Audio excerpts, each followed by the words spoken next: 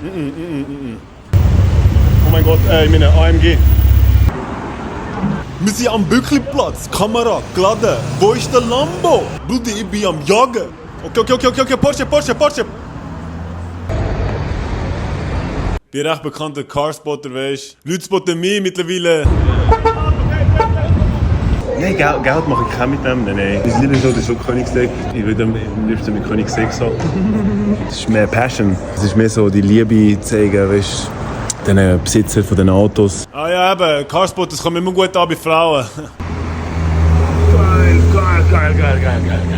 Ja, ohne uns sind die nichts. Also, ich weiß auch nicht, wieso dass man ein Auto kaufen will, wenn niemand ein Foto machen will.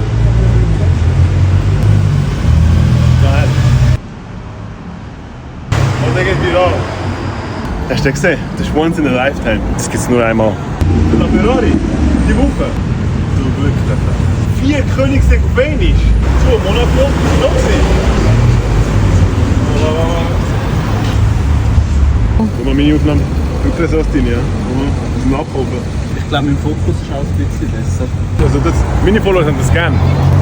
Ja, keine Ahnung. Du hast also einen Spot, den du nicht kennst. Die krassesten Autos sind immer dort parkiert, wo man nicht darf. Jetzt ist unser Leben. Vor allem dort, wo nur Taxis parkieren können, dort das Leben sein. Du bist schon lange drin? Schon lange? Ja. Ja, ich selber. Fahren ab, Vogelperspektive.